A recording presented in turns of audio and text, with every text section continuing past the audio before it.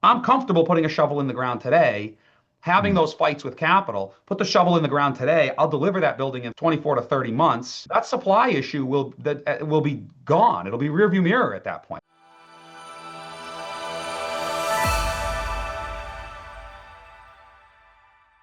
Hi, Adam Gower here, founder of GowerCrowd.com and host of this YouTube podcast series, Real Estate Market Watch, current events through a real estate lens. My guest today is Michael Procopio of the Procopio Companies, a fourth generation, started as a general contractor, but now is a major scale developer of multifamily housing, primarily in the Northeast. You're going to hear from Michael more details about the company, its background, its scale, and what they focus on in our conversation. But of particular interest, Michael's insights into the ways that institutional investors, family offices, and individual investors think in terms of how they structure deals, what they look for in deals, what their waterfalls look for, what kind of controls they want, and really the key drivers for each one of these three buckets of capital is absolutely fascinating. I speak to a lot of people. Michael's insights are particularly articulate and really demonstrate a very deep understanding of how equity capital is placed in commercial real estate, particularly in the development world. So you're going to love that. Talk about lots of other stuff as well. That comes up at the beginning. But stick around also for the end, where Michael talks about what he's looking for and what to watch for going into 2026. His insights there and what he's seeing in the market are of equal value to you as his insights into how capital thinks and works at the moment. Okay, if you've not already subscribed to my newsletter, please go to GowerCrowd.com, sign up there. There's a big subscribe button. Just click that button and you'll see what companies some of my other subscribers work for. So you'll see that you will be in very good company subscribing to the newsletter, right? Of course, you can always unsubscribe. Comes out once a week or so. Anyway, all there, GowerCrowd.com. All right, let's move on. Michael Procopio of the Procopio Companies coming right up. Michael, how nice to see you again. Thanks for joining me on the podcast. All right, so I'll tell you what, Michael, why don't we start? Please tell our viewers and listeners, just give us a little overview of the Procopio Companies and history and background and what you do, and also a bit about your scale, just so we can contextualize the rest of the conversation. Yeah. So thanks for having me. So my name is Mike Procopio. I'm the CEO of the Procopio Companies. I am fourth generation in a family business. My grandfather started the business in the 40s. His father worked for him. My father and uncles all worked here. It's a family business. Today, it's a little less family. I'm partners with my brothers. But we are institutional multifamily developers. We're based north of Boston. We have a footprint all through the Northeast, the Carolinas, Texas, and Florida. In those out-of-market states for us, because we're based in the Northeast, it's a very specific to the submarkets, Dallas, Central Florida, the Triangle. So we're not kind of spread all over the place. Very focused on institutional multifamily. We typically do 10 to 12 projects at a time, 100% ground up. Usually 100% full entitlement process. It takes us 2 years, 3 years, 4 years to get these projects permitted. Typical project size is probably 250 units, but we've got stuff right now that we're building from 150 units to 400-ish units, all through those markets. And we deploy from different buckets of capital, ranging from our own balance sheet, friends and family, some syndicate money, some family office money, and institutional private equity. We deploy somewhere around 300 million a year into development projects. Got like almost 60 people on the team, most based in Boston, and we kind of run everything from here. And that's debt and equity, is it 300 a year?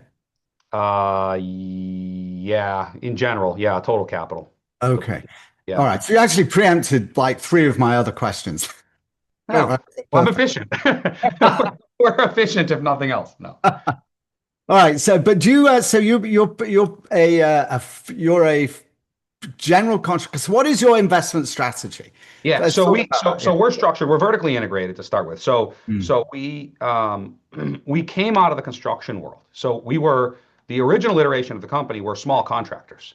So I grew up in the construction world. My brothers grew up in the construction world. We came out of construction, mm, shifted into the investment and development world, frankly, because there was more juice to squeeze there than construction, which is a super at this scale is a super low margin business. I mean, you work on mm, 3%, 4% net margins, which is really tight. Um, but now what we do is we have the development team where we're out, lining up these deals on our own for our own investment book. We then will build as a general contractor, probably 60 to 70% of those, depending on location, depending on team availability. So we do work with some third-party GCs, and then we have a management mm. platform that we had it for years. We went away from it for a little bit. We've just restood that up, a hospitality-driven property management team. Think of it as kind of like operating a multi-building like the Four Seasons or the Ritz-Carlton, very high touch, very high end. But we've stood that up over the past couple of years and now have that in-house as well. So it's very vertically integrated. We can control the whole kind of soup to nuts realm of ground up work. And it's worked really well for our partners because we have cost control in all of those areas. And right now, that's been the challenging thing to get these deals done with where, capital markets are, where debt's pricing, the returns that opportunistic capital wants on the LP side. Those are all put land seller pricing. I mean, that all puts pressure on the deal. And we've found that our secret sauce has been when we control all those aspects of the deal, whether it's construction, the development cycle, or the management cycle, we have levers in there that we can pull that are very accretive to the deal and allow us to get stuff done that other people can't. And that's been proven out. I mean, we're doing 10 to 12 active projects at a time, and most groups our size are struggling to get one done at a time right now. It's just very, very challenging. It is challenging, Yeah. isn't it? Let's talk about those challenges in a moment. But first, I want to just kind of bottom out the investment strategy. Yeah. So you move from being a strictly kind of Yep. merchant builder, if you Yep. want to say, or for hire general Yep. contractor, into doing your own deals. Yep. So now you don't do general contracting work for hire. You do it just on your own project. So you go out, you find land, you identify them as being good opportunities to Yep. build. You build, and then what? What's the So, investment so we'll do strategy? both. We'll Mm, do both. We'll still do third-party construction for other people mm, for fee. But the real value of that team is to do our own work, right? I mean, at the end of the day, mm, that's why we have that team. mm, So the investment strategy for us is in a couple of buckets. We still have a merchant build, stabilize, sell strategy. That is what private equity capital wants. They're mm, IRR driven. So when we go to New York and we're doing deals with Carlyle or any of the other kind of equity groups that we've got relationships with, those are merchant build deals. That investment strategy is a 4-year business plan, and you're getting out come hell or high water. Whether it's a good time to get out or whether it's a bad time to get out, by and mm. large, there's a little bit of flexibility there, but those funds want out when they want out. Yeah, and that's the challenge of the institutional capital, isn't Very it? much so. So Very to much so. talk a bit more about that, will you, Michael, Yeah, please? so that is the entirety of the private equity world right now, with very few exceptions. Very few of those groups are set up for long-term holds. Very few are set up to be not IRR driven, which is the way you need to look at a long-term hold. You cannot be a guy that wants to hold something for 20 years and focus on IRR. Those two things do not coexist. Hmm. Um, so what that forced us to do, our first, when we first started in this business going into the institutional multifamily, we were doing it on our own balance sheet. So we didn't have we didn't have investors. And then we sort of did it backwards. Most guys start out with the friends and family money. Maybe they move to some high net worths that they know. They might move to one local kind of, investment shop. And maybe if they're lucky, they get up to kind of the institutional. We started with the institutional. Our very first investor was the Carlyle Group.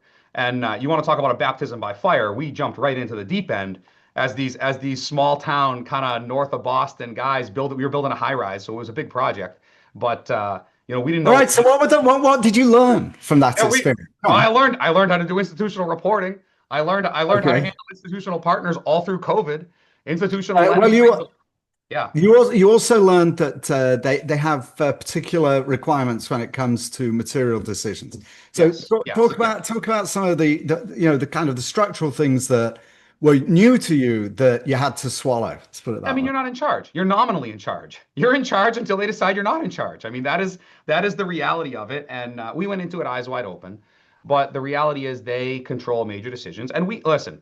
All of my partners, I have never had a partnership that really went sideways, which I'm thankful for. I have had excellent partners the large ones, the small ones, where most decisions were collaborative. If we disagreed, we at least understood the other side's perspective of why there was a disagreement or some self-interest there, right? That always creeps into it.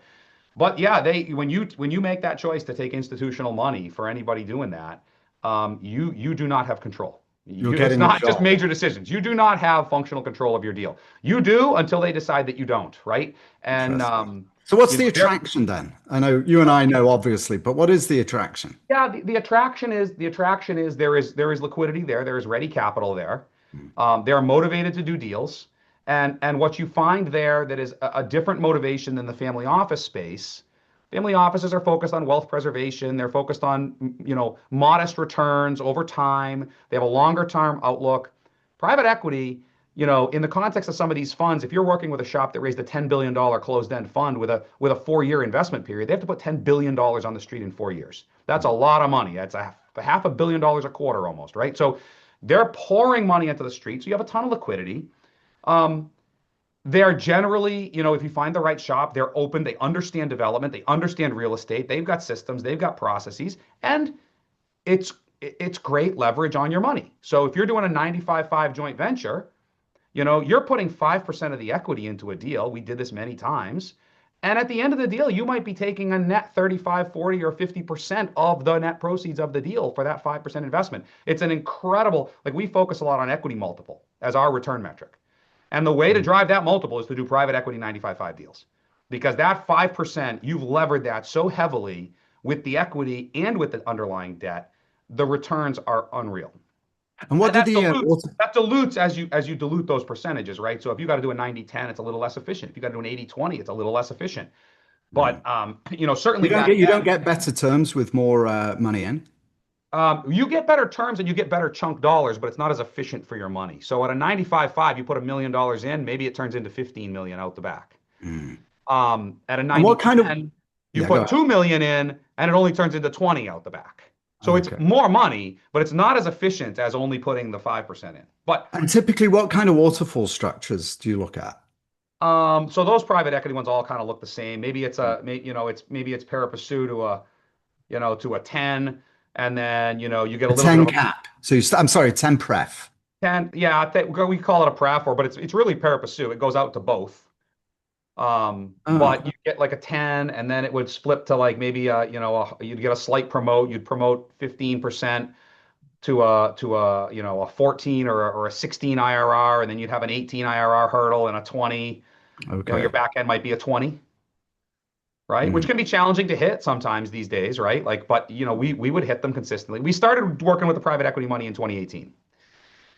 And we started on the institutional money side. And then to your earlier question as to the advantages and disadvantages, we very quickly realized some of the disadvantages to, strict institutional money. Number one, the check size is huge. If you need 20 million bucks, you might not get it from them because it's not efficient for them to put a $10 billion fund on the street, 20 million at a time. They want to put on the street 50 million at a time. Right? So A, check size is a problem. B, the strings and controls that come with that. C, the constraints on your business plan. I guess you could also add a D that the institutional guys get hung up on third-party experts. So you'll typically layer in significant more soft costs because they're going to have some expert look at every aspect of the deal. We can't just design a fitness room. We need a fitness design consultant to help us. We can't just design the lobby mail room with the way the interior designer wants it. We need a mail consultant to help us with this. We're not just going to roll with what the tax department told us. We need a tax consultant, right? So they layer everything in paper that I would say you probably run a 30 to 40% soft cost premium. Mm. We joke about legal bills all the time. We brought legal in-house, but I did a deal that had one of the deals I did with Carlisle, and just the loan closing had nothing to do with the joint venture. Just the loan closing was $750,000 worth of legal. So Sure. that tends to stack up with the institutional players big time, right? They don't use cheap law firms. They don't use cheap accountants. Most of them require audited financials, which is not a big deal, but it's just another process your team's got to be willing to go through and audit. So with those constraints, it's a really good bucket of money, and we still do a lot of work in that space. But if you want to do stuff on longer term business plans, you want to do stuff that give you more flexibility for the hold, or where you actually have a little bit more control, you have to move into kind of the family office, high net worth Mm. space. So we've built a couple of buckets there where we have an opportunity zone platform with family office money that every deal in there is a 10-year hold. It allows you to think about the deal differently, allows you to think about returns differently, allows you to think about capex and how you build it a little bit differently because you're going to be married to the thing for 10 or 12 years. And then we have another bucket of kind of smaller investors that we syndicate money when we need small checks. So if we need 10 million bucks or 12 million bucks, we're probably not even going to the family offices for that. We're just raising it from a group that has invested with us over the years. And we kind of play in all three of those buckets still. And it's worked out really well because it's diversified our offering. It's diversified kind of our hold periods and our business plans. And it's allowed us some flexibility when we see a deal to actually decide, hey, what's the right bucket of capital for this deal? Let's not try to, the right play here is to own this for 10 years. Let's try not to jam it down New York's throat. Mm. And it gives you flexibility geographically too, I guess is another drawback to institutional money. You know, good luck getting institutional multifamily money to invest in Maine, for instance. Maine has great markets. Maine has Portland, rapidly growing markets, tons of demand, all the drivers you want, but institutions have a view of kind of these secondary tertiary markets. So they'll invest in Boston. You know, now they're investing in southern New Hampshire, but you go too far north in New Hampshire, they're not going to like. So, you know, you can usually get around that with family offices, certainly local family offices that understand kind of these Mm. secondary, tertiary path of progress markets, and you can actually get deals done that would never happen institutionally ever. And we just closed the deal. We just closed the deal with a local equity group in Westbrook, Maine, which is right outside of Portland, Maine. It's an excellent market, high demand, great basis, really nice deal. There was no chance it would ever be institutional capital. It had to be somebody local who understood the market, understands the path of progress, and is willing to say, "We want this, and we're gonna basically that business plan is we're never gonna sell it. We're gonna build it, we're gonna operate it, keep it forever." Is that in a opportunity zone? It's not actually, Yeah. no. Okay. So actually, so we'll come back. I'd like to talk about OZs in a minute, but how are you seeing institutional capital behaving today? Um, Skittish. Mm. Very skittish. So they will all tell you. I mean, we spend a lot of time, and I spend like the vast majority of my time on the road meeting with capital. Right, that's what I do. They will all tell you they're active. They will certainly all tell you they're active in Boston. Boston's number one by metrics for multifamily investing. Right. Um, they will all tell you that they want to do the deals, and when push comes to shove, they're still very, very, very skittish, and they will. Why? Why are they skittish? What are they telling you? I think What it's are you I think it's a sensing? Mm. I think there's a couple of different things. I think the ones that are pure multifamily driven funds are the Mm. least skittish right now. But you take some groups, I won't name names, we've worked with a couple of groups where they had a bucket of multifamily business that did really well, and they had a bucket of office or lab business that's been taking it on the chin for 10 years. And they have so many asset management issues in that bucket that they cannot allocate the resources, either the brain power resources, the physical human resources, or the dollars to continue investing in the multifamily bucket because they have such a mess on their hands in the Mm. lab, office, spec industrial kind of buckets that haven't performed in certain areas, haven't performed the way they were. I mean, Boston was high flying lab. I mean, lab and biotech investing in Boston was like at peak madness. It was all getting, and as soon as VC funding dried up for those small startups, that market turned on its head. Boston, as of I haven't looked at it, within a few months, but as of like 6 months ago, had 13 years of vacant lab supply on the market.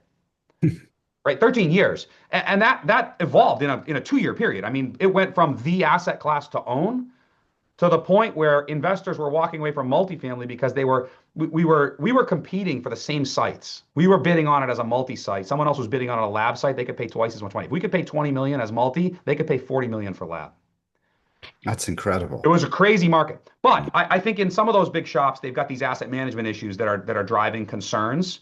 Um, I do think there is still some general uneasiness about liquidity in capital markets. And when you get to the open-ended funds, I mean, it was just in the news. I mean, Starwood had $880 million in redemptions in their open-ended multifamily vehicle, in a single quarter. I mean, that's like you're going to be very careful about what you're putting on the street if you're having almost $1 billion in redemptions and you don't want to put the brakes on that. So That's really interesting. So those are really both of those are capital issues. Are they yeah, not?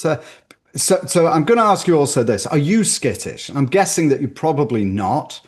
So why is there this disconnect, do you think, between institutions? Of course, I'm putting words into your mouth, but anyway, I'll let you do that. But why do you think there's this disconnect kind of in the at the fundamental level, if you like? So I think the disconnect is on development for starters. So I think there's two things. Number one, when you think of an institution, who's making the decisions? Mm, When you put it in that context, no one's ever going to get fired for buying an existing apartment building below replacement cost. They're just not. mm, So these opportunity funds are set up to do ground up. They're set up to do value add. So a lot of these groups are out buying complexes that were built 3 years ago below replacement cost. They're not going to get fired for that. mm, They buy a semi upside down development deal in a tertiary market, with a sponsor that may or may not be worth what he says he is, right? I mean, there's all these risks in development. You might get fired for that. So I think they look at these like they're a very risk averse group, even though they're in quote unquote a risk business, right? For me, I'm not skittish.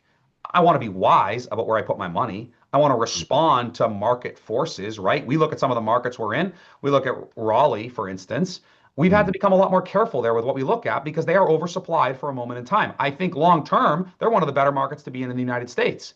I would start a project there today, but we've had to be very careful because of where rents have been, what rent growth has done, negative rent growth, what supply has come on the market and where and what pockets of that. So I would say as a sponsor and the way our mindset is internally is we want to be very wise about where we deploy money.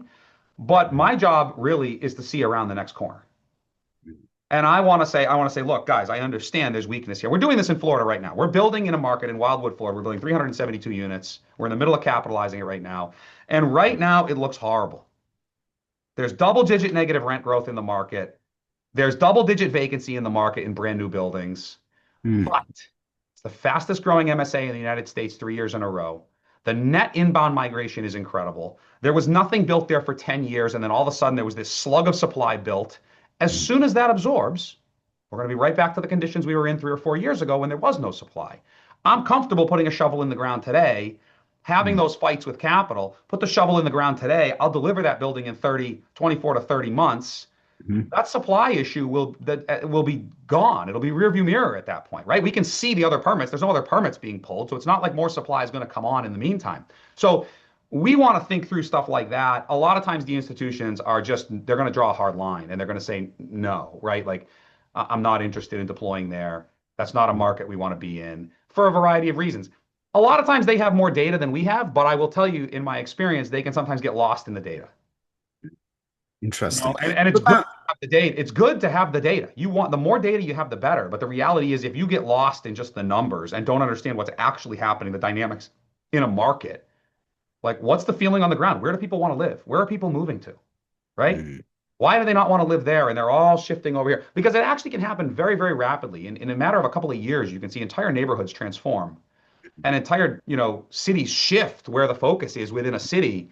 And that's the kind of stuff we want to watch, and we're watching we know it inherently in Boston and the Northeast because we're based here, but in these other markets we want to be very careful about watching those trends and not paying quite as much attention to kind of like the macro headlines about those markets, right? mm, Nobody should be investing in Florida. Well, that's ridiculous. I mean, Florida is one of the most rapidly growing states. Like that's a ridiculous statement, right? Like, yes, are there pockets of Florida that are overbuilt? Sure. Are there pockets of Florida that are very hurricane prone and you're going to have troubles? Yes, for sure. But there's areas in Florida where there's massive demand still, mm, going to be ongoing massive demand. The demand is shifting from ownership units, which Florida was heavily in for decades, to rentals because people do not want the baggage of Florida condo laws right now and HOA requirements. They're shifting to rentals and we see a ton of growth there. So we want to watch that and not necessarily pay a ton of attention to kind of the CNBC headlines, or the macro. Macro is important, but we live in a micro world, mm. in Like, real life. like Portland, Maine.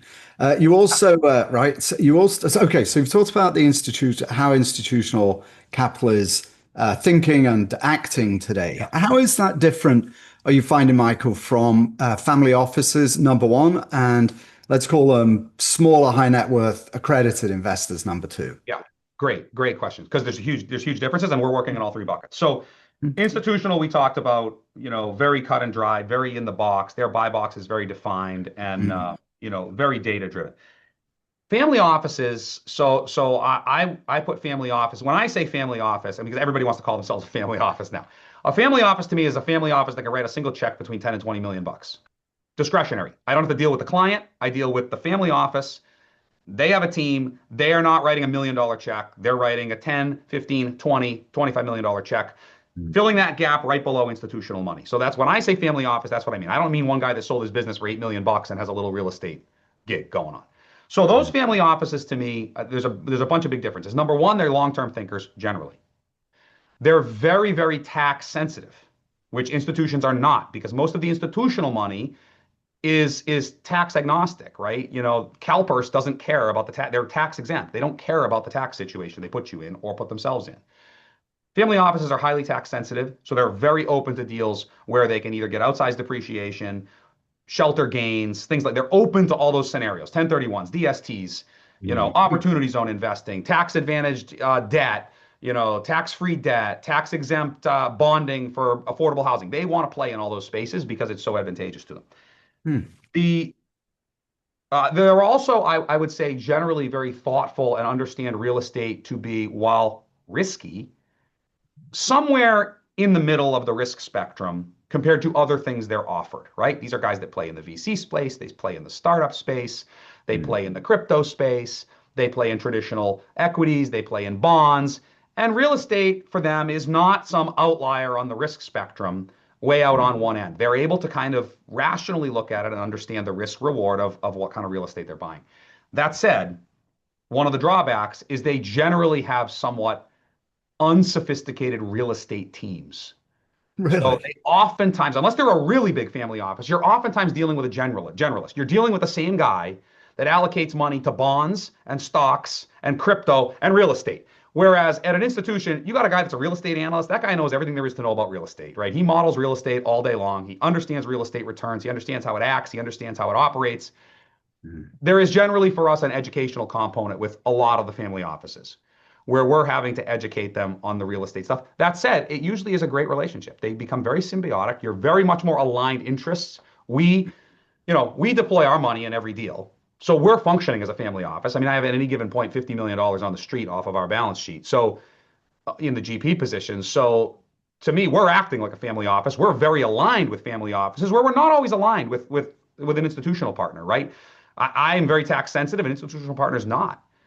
You know, Mm. I'm sensitive to when I sell in the market because I'm sensitive to my total returns. I'm not greedy. I'm not impatient. Institutional capital is impatient, right? Their capital behind them is impatient. So there's some level of misalignment there. We find ourselves much more aligned with family office money.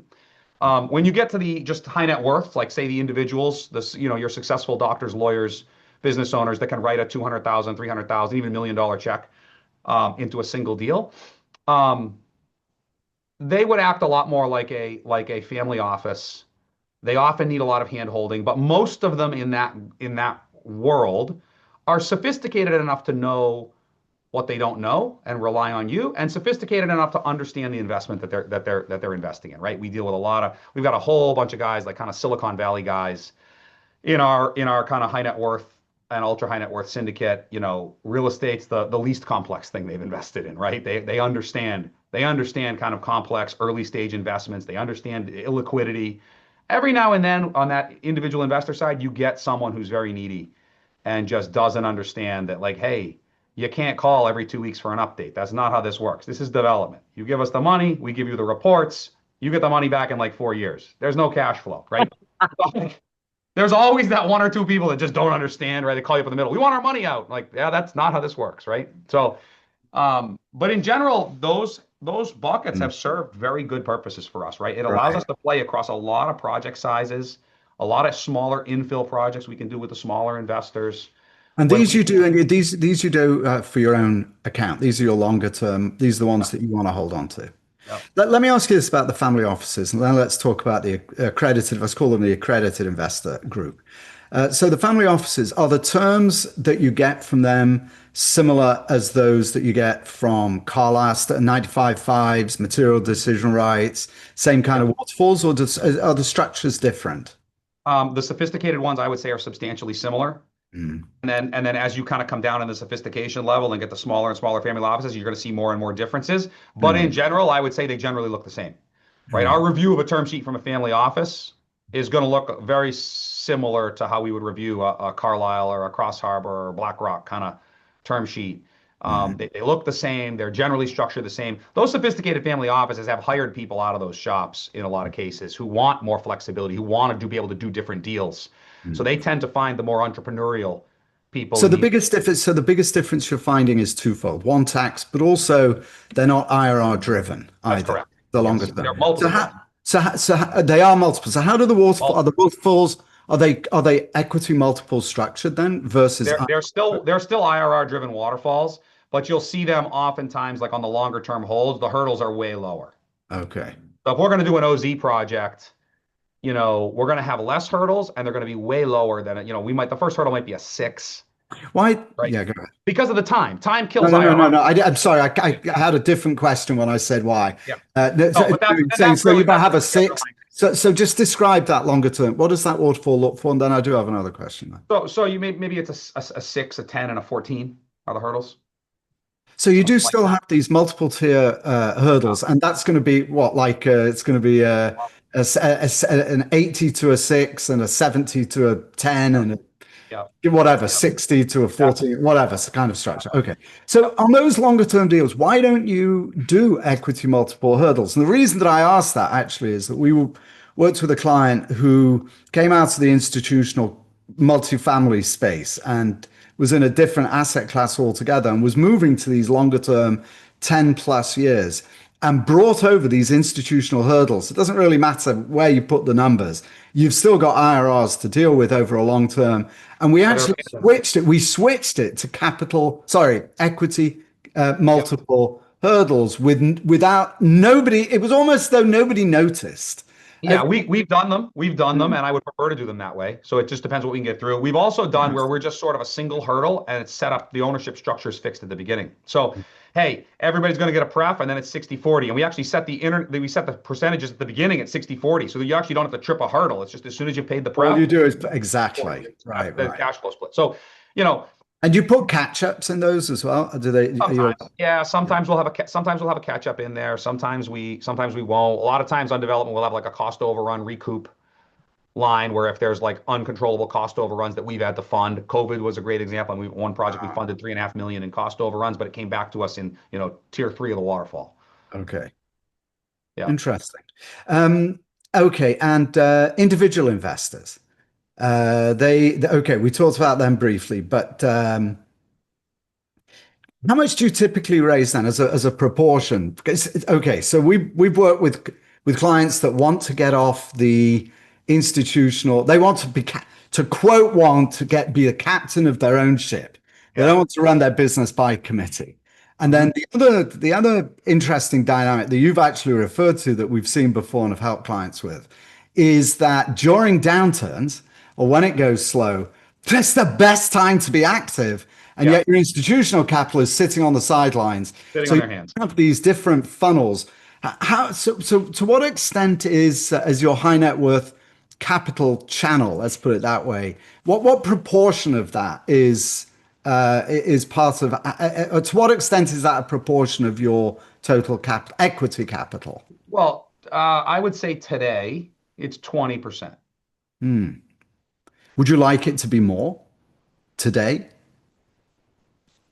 Um, no, I think it's right today. Hmm. It's right today because we're really balanced today.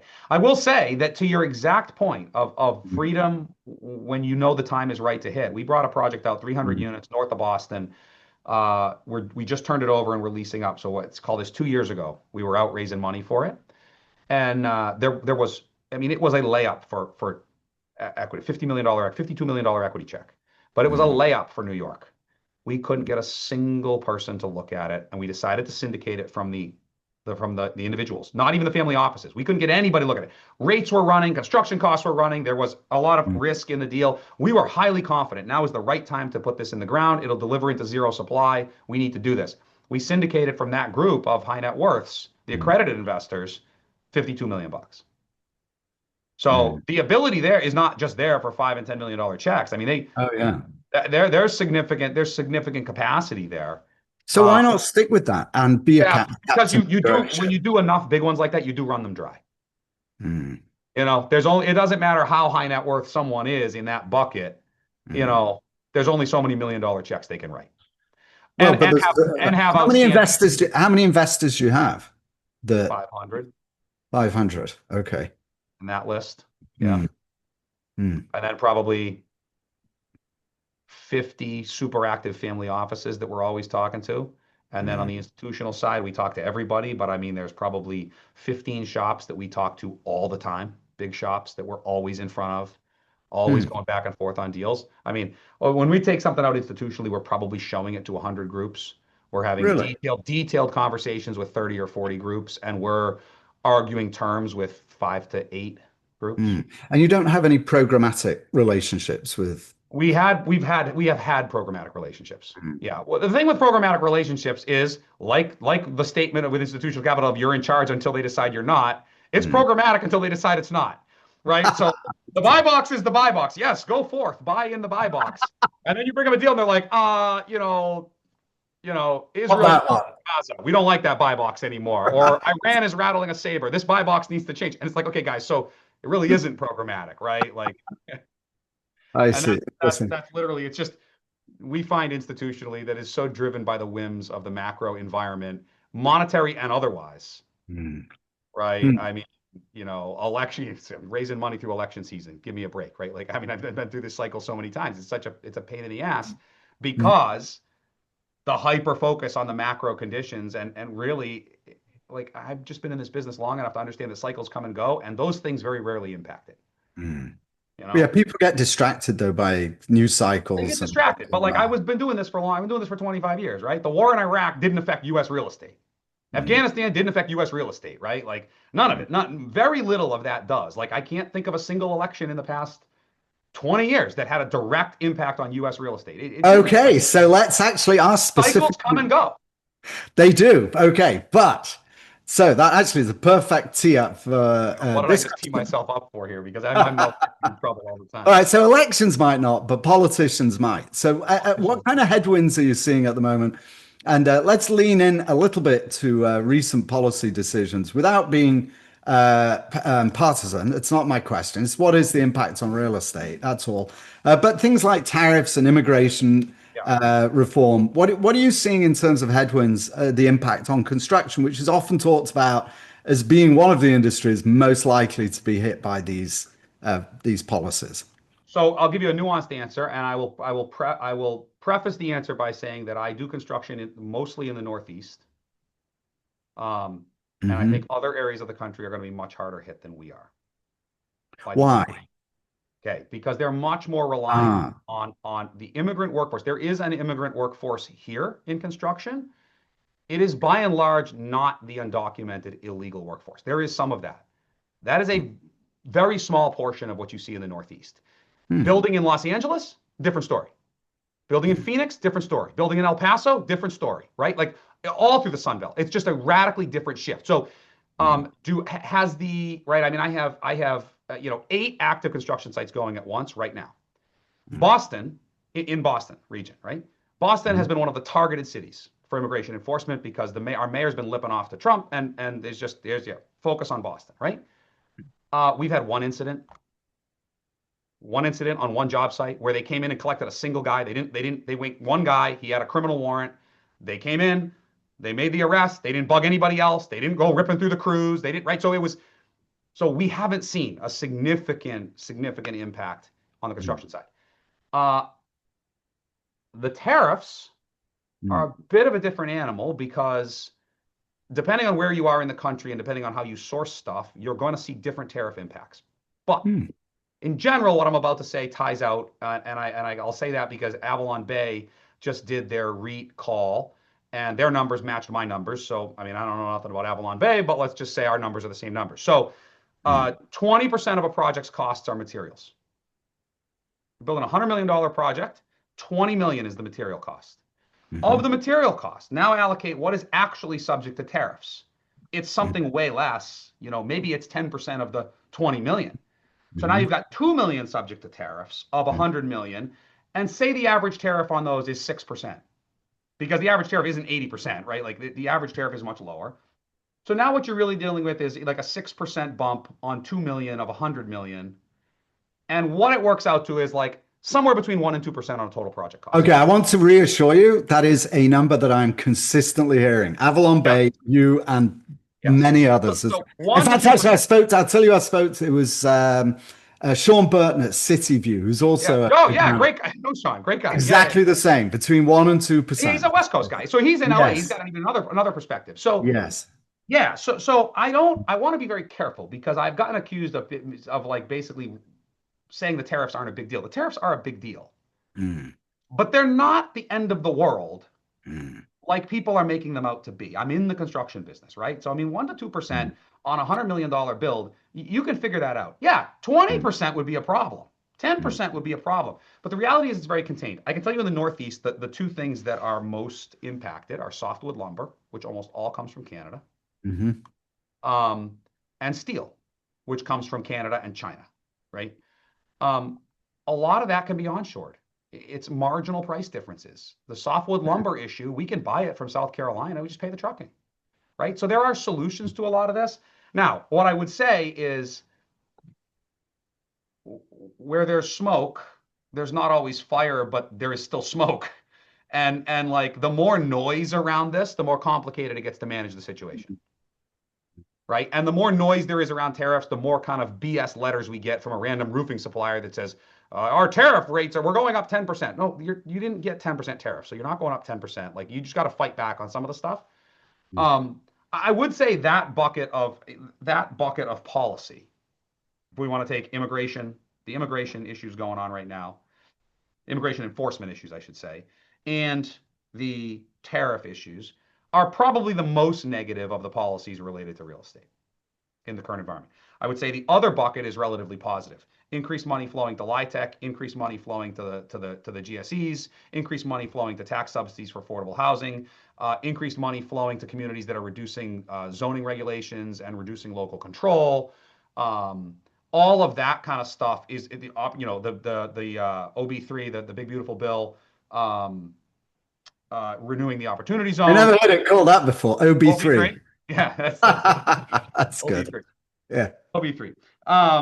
So I mean that had a bunch of good real estate stuff in it, and I do think in general, tariffs and immigration notwithstanding, I've always thought this about Trump, regardless of what people think about him. He is a real estate guy, and at the end of the day, people are inherently self-interested. And I have not seen him do a lot that damages real estate in the 6 years we've had him, or 5 years, I guess, that we've had him as president over the past 8, and the future. I just don't see him making calls that are inherently detrimental to real estate. He does understand that business. OZs have been great for us. Everybody's not on board. Like I just don't understand why more people aren't on board with them, but they are an incredible hedging Oh, tool. they are amazing, aren't They're they? amazing. And we Yeah. get pushback from family offices, and I'm like, guys, I don't want to insult you, but please let me come in and do a lunch and learn and teach you Why? about OZs. Yeah, why? You What is clearly don't understand them. You don't understand them, right. and you think they're more complicated than they are. If you're doing DSTs and 1031s, those are far more complicated than an OZ. Far more. Yes. Like, Yeah. like by a factor of 10. And So almost, I mean, if you look at a DST as well, you've got significantly more restrictions as well. I mean, uh-huh, it's 31. far more. Even a basic 1031 is more restrictions. You got to upsize the property. You can't touch the funds. You can't touch the proceeds. Like an OZ, you sell a property, you can pay off your kids' college, you can buy yourself a Lamborghini, and you can invest the rest of it. Like, And you can keep your basis. and And you keep the if basis. you Like, wait until Jan 1, not the base, yeah, the basis, but from Jan, is it the basis or the debt? I forget. Anyway, the yeah. basis. And from Jan 1 27, you've got 5 years before you pay your capital gains anyway. On the first one, Yeah. capital And gains so will be you, deferred. Yeah. and you've got a chance then to refi to pay that, and you're earning income. Yep. I mean, Yep. it's like You can buy, it's like money why goes would like a you? small property. You can cash out. Like we have an OZ deal in a hold period right now. We have 100% returned all the capital. It's house money. It's in the middle of its hold, right? We've tripped all the hurdles in the waterfall. We're in the middle of the hold. It spins off, Mm, high six figures a year net of its debt right now in free cash flow, and all the money went back on the initial refi. So I mean, we returned 100% of the capital, 120% of the capital on the refi. So mm. it's an incredible product. But again, Mike, to the underlying policy comments, like I do think it's somewhat of a mixed bag right now. And I think the more impactful the national politics are one thing, and national policy that does have impacts, right? Especially the stuff at HUD around the agencies and around kind of LITEC allocations and stuff like Mm, that. You zoom down to the local level. Now mm, you've got where the real kind of rubber meets the road on policy. What's the rent control situation? What's the yeah. inclusionary zoning situation? What's the greenhouse gas emission standards they're working to? What's the net zero standards? All of those things are generally negative across the board, especially when you're in kind of the coastal blue states. And I'm not making a political statement, it's just the reality. Like we work Mm, in both. We work in states that are, not like that, and we work in kind of the Massachusettses of the world where mm, it's net zero. I need 21 different green certifications. It's stretch code. It's passive house. I mm, need 20% affordable at 60% AMI. And like by the end of the day, you look at it, you're like, I'm not doing this deal here. I'm going to do a deal in Florida because I make money there. mm. And that's the All right. reality. So Those fights are being led by kind of ULI and NAOP and kind of you know, the advocacy groups that are able to get into the governor's offices, get into the legislatures, and kind of work through with some of these politicians and kind of say, guys, like understand the downstream effects of mm, these policies that feel good. mm, Like, it feels good to say every project should have 25% affordable housing. Every project can't support it. mm. That's just the All reality. right. Michael, it's like already, gosh, like 45 minutes already, and it seems like we've just started. So let Taught me me how to move. talk. Huh? I said somebody taught me how to talk somewhere along the line. It's too much coffee, probably. All right, so let's move towards wrapping up some questions here, and then I've got a Yeah. couple I want to ask you offline, if you don't mind.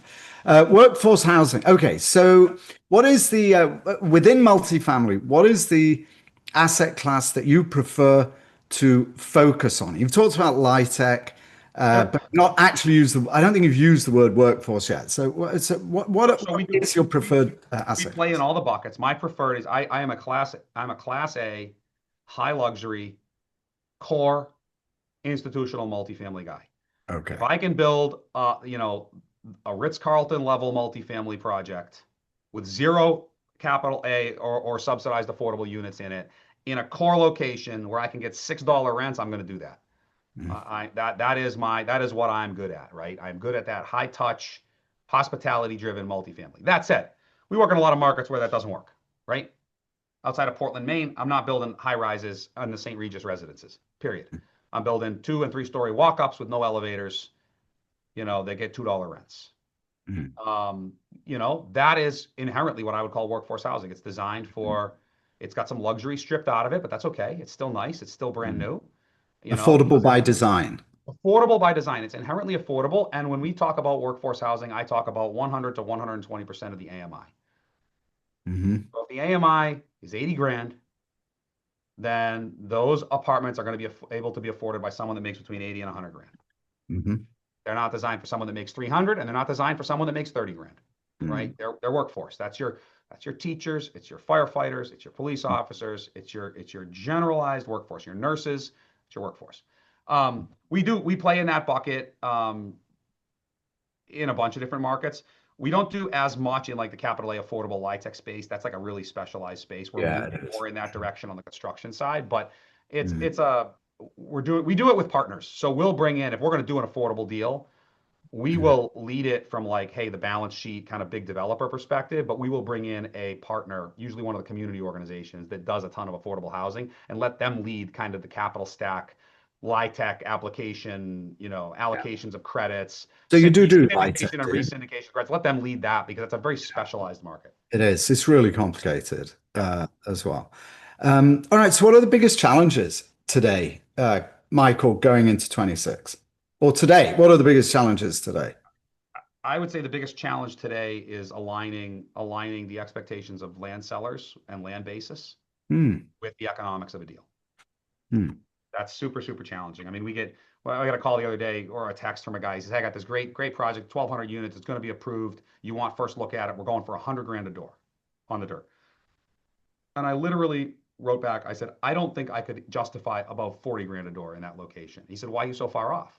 I said, just, it doesn't work. Like, where'd you get the 100 grand a door? Like, that's a 2017 land pricing. Like, you just pulled it out of a hat, right? Like, so stuff like that, I think it remains a challenge to getting deals done. Sellers, especially in some of these rapidly expanding urban markets, they watched if you own a junkyard or you own an old body shop or an old car dealership, you watch your neighbor sell for 25 million, your other neighbor sold for 25 million, you now finally got off and want to sell, and the broker's telling you it's 8 million. And you're like, no, I want 25 million. Well, that's not where the market is today, right? So that remains a huge challenge. I think interest rates remain a challenge. They are manageable right now. Um, they're not manageable much higher with the current, something gives, right? Pricing has to come down in order for Mhm. them to drift up at all. I think they're on a downward trend. I think it will be slower than a lot of people assume. But we've seen that. We've seen the 10-year pull back a little bit, right? I mean, it pulled back 30, 40, 50 basis points over the past month and a half.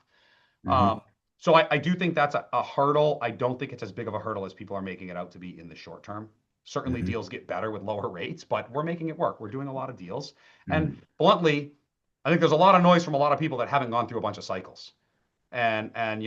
I remember the other cycles. I was a kid when my family was building through the 80s with 15% rates, and they were building. Are you really? You look like you're 20 years old. I don't know. I mean, I'm I sure. know it's you know what? I'm 42. It's my glow up year. All right, No, Neutrogena guy. there you go. What That's about what. what about that's a line out of one of my favorite films, actually, Free Guy. I think it's called Free Guy.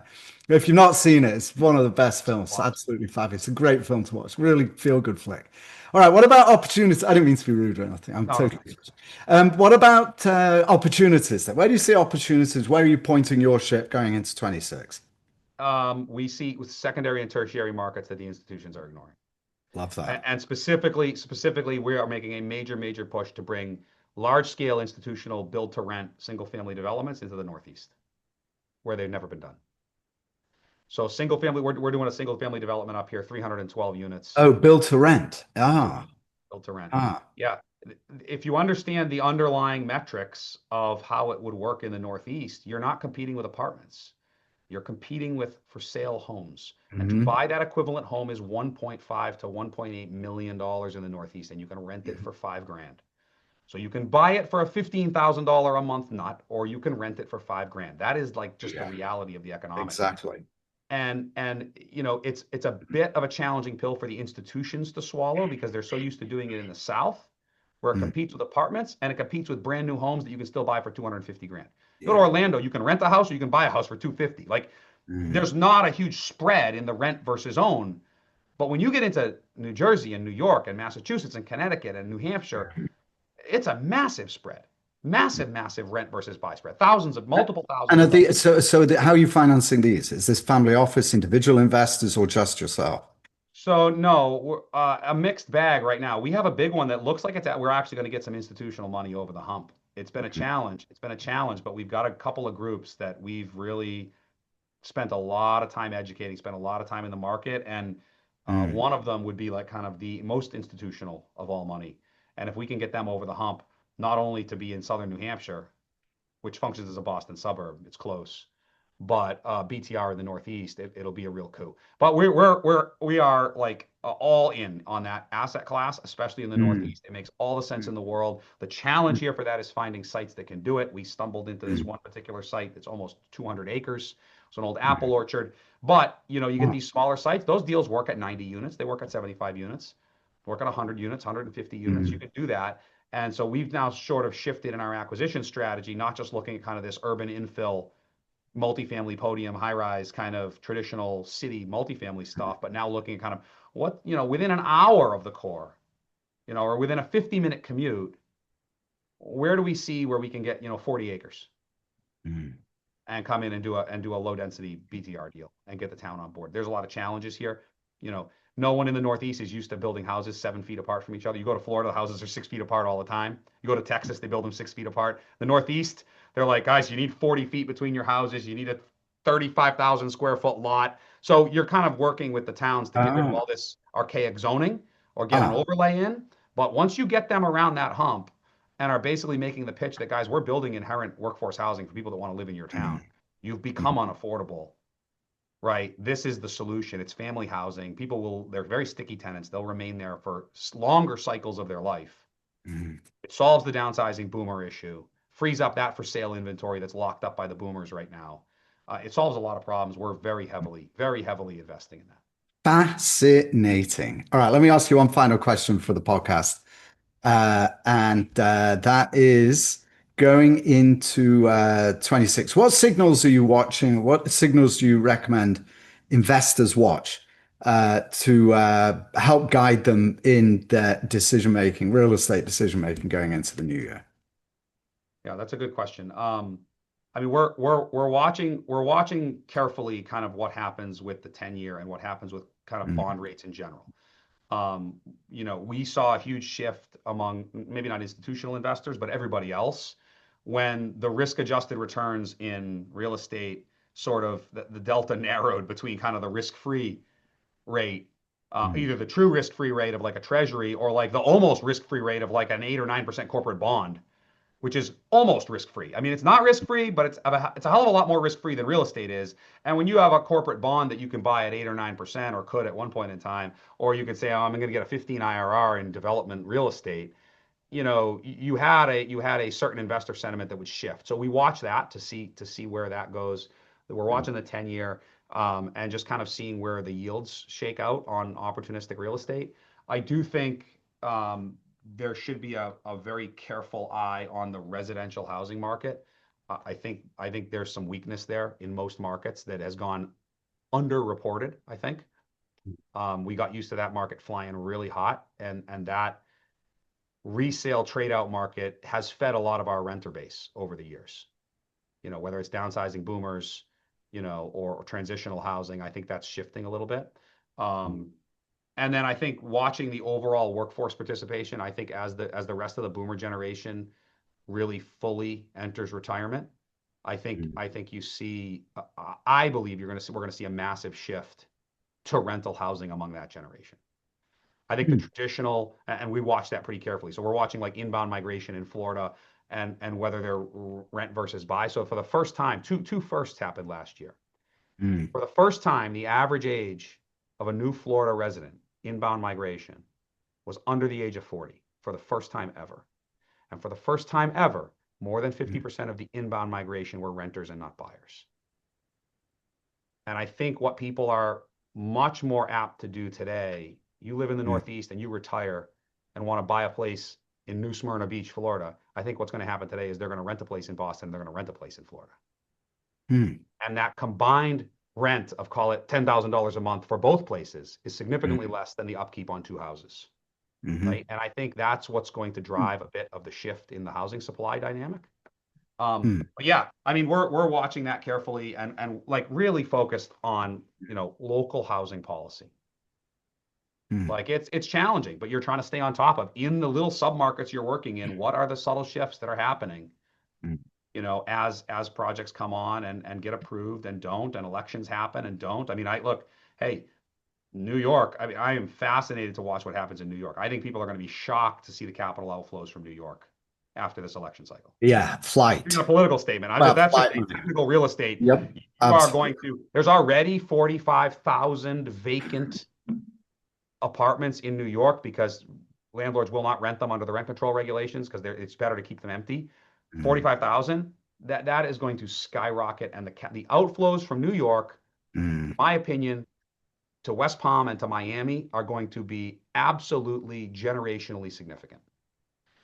And I think, I mean, I'd have a lot of people tell me I'm over my skis here. I think in the next 20 years, the financial center that we see in New York is South Florida. And that started during COVID when all the big shops started moving down there. Goldman moved their real estate operation there. JPM moved their real estate operation there. They never came back after COVID. Why? Because people like living there. And I think you're going to have that exact same exodus. People are just not, there will be a straw that breaks the camel's back from a tax perspective, from a regulatory perspective. And I think New York's in for a world of hurt. Michael Procopio, we should revisit this in We 2045. should. We should. And see how wrong I was about everything. Oh, that's the thing about being a real estate developer. You have to have the confidence to think you're 100% right about things that you're probably 75% wrong about. Oh, and there was one question I wanted to ask you on the podcast, but I won't because we're at the top of the hour. I don't want to spend any more of the time. But CEO, Procopio Companies, Michael Procopio, what an enormous pleasure. Thanks for joining me today. Thank you, sir. Much appreciated. All right, that was Michael Procopio of the Procopio Companies. Michael, it has been an enormous pleasure getting to know you. I really enjoyed our first conversation, and particularly today's. Your insights are illustrative of some deep understanding way beyond that which, candidly, I usually hear, and I speak to a lot of people. Anyway, so thank you for sharing those insights with us today. I really appreciate it. And thank you too, dear viewers and dear listeners, for joining. Appreciate your being here. Of course, without you, we would be nothing over here. If you've not connected with me on LinkedIn, go ahead. You'll find me easily at Gower Crowd. Just look up Gower Crowd or Adam Gower. I should pop up fairly easily. Go ahead and connect with me.